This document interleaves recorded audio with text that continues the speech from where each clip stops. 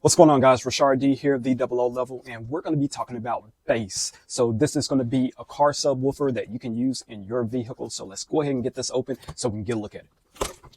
All right, so once we get this open, you'll see that I have a 10-inch dual 4-ohm magnet subwoofer here by Seventour. So they offer anywhere from 8 to 12 inches as far as their subs. And once again, this is a dual magnet. So this is going to have some weight to it, and it's built for nice, deep, tight bass. Now, if you're someone who's looking to upgrade your audio system and you want a little bit more boom in the trunk, this is going to be a nice little upgrade for your vehicle, whether you're going to be maybe building your own custom box. I will highly recommend that for those audio enthusiasts who are going to be doing their own box designs, or maybe you're going to buy a pre-built box for specific measurements, because this is going to be something that works really well when you have your measurements dialed in. So when you open the box, you're going to get just a couple things. You have this nice detailed subwoofer chart here that tells you about the specs of your speaker, what it recommends when you're going to be installing this, and then also the different variations of the speaker. They also provide you with some screws so you can get this screwed down.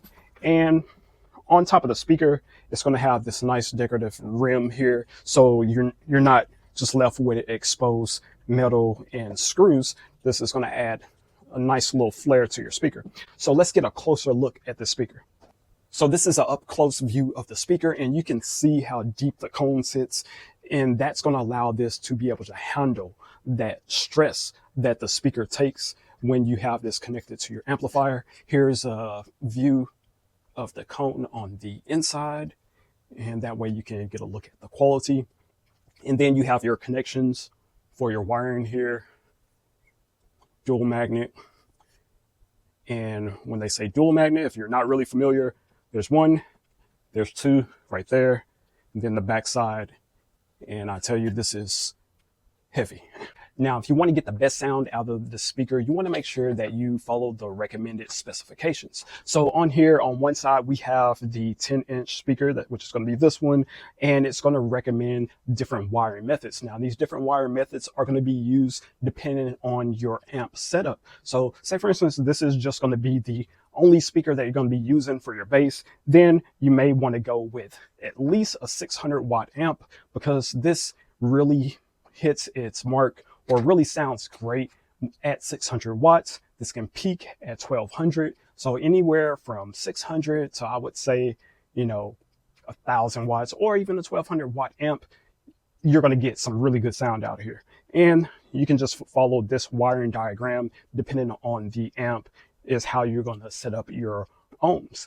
Now on the back of this, it's going to give you your car subwoofer parameters. This is going to be able to guide you, especially if you're going to be making a custom box. Now, for my setup that you can see in my vehicle, I have this in just a generic 10-inch subwoofer box, and this is going to be a ported box. Now, with something like this, especially since it has a dual magnet, it's going to work really well in a nice enclosure that's really tight.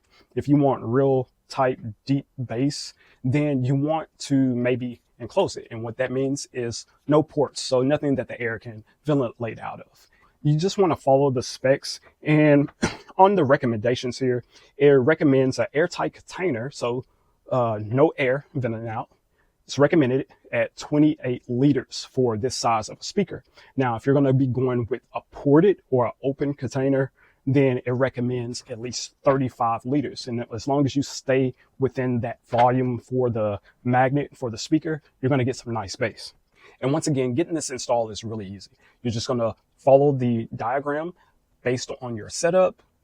You have your negative and positive wire. That's pretty much it. If your amp is already installed, this is going to be super easy. So you can see in the video that I have mine in a 10-inch box enclosure, very generic.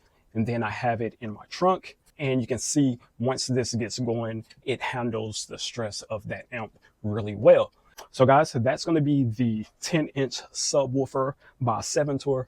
Hopefully the information that I gave you helps make your decision. If you have any questions, comments, you can leave them in the comment section if it's available. Other than that, I'm Rashard D with double O level, and I'll catch you on the next one. Peace.